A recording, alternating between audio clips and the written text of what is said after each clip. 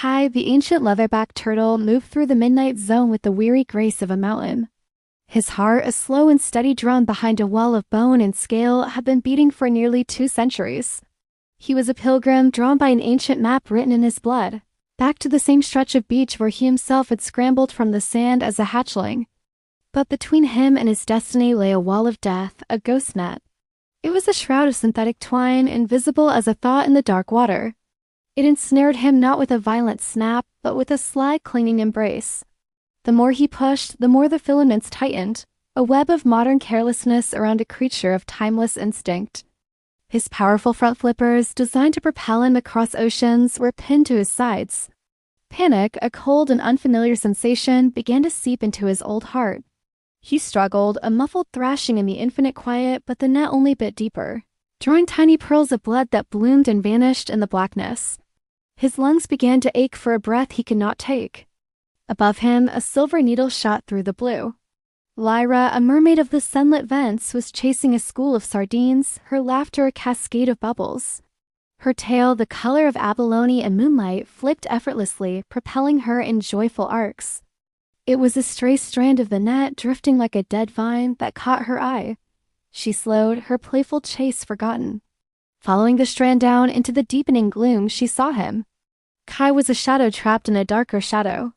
His great scarred head hung low, and his eyes, like polished jet, were dim with resignation. He had stopped fighting. Lyra's heart clenched. She knew these ghost nets. They were the silent killers of the deep, the legacy of the world above that her kind feared and avoided. She swam closer, her own fear a tightness in her gills. The net was a tangled puzzle, thick and stubborn. She didn't have the strength to rip it. She would need wit. With fingers as delicate as sea anemones, she began.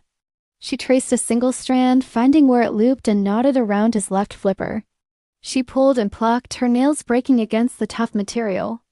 Kai stirred, a low, guttural sound of protest vibrating through the water. "Be still, old traveler," she sang, her voice a low, soothing hum that resonated not in his ears, but in his bones. "I am here to help you finish your journey." Her song wove a spell of calm.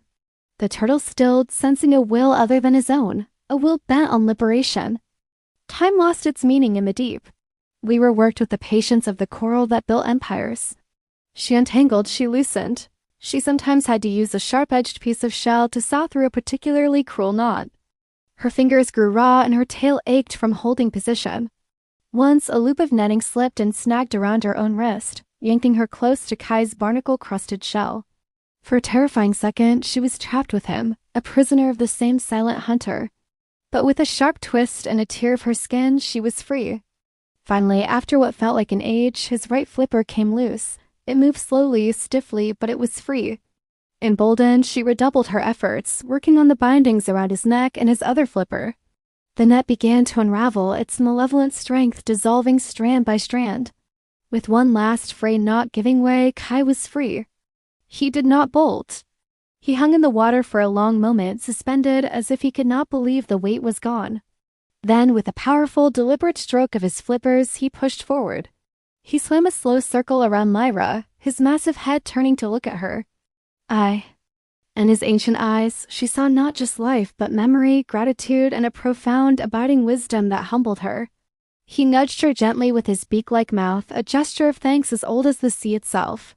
Then he turned and began to ascend, rising toward the distant, shimmering surface, toward the moon that would guide him home.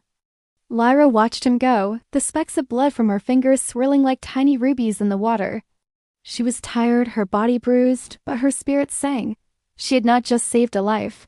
She had helped an ancient king reclaim his throne. As the dark shape of the turtle disappeared into the blue above, she knew that somewhere on a quiet moonlit beach, a circle would be closed, and the story would continue, all because of a single stubborn act of kindness in the deep. The end. Thank you for watching, and please don't forget to like, share, and subscribe.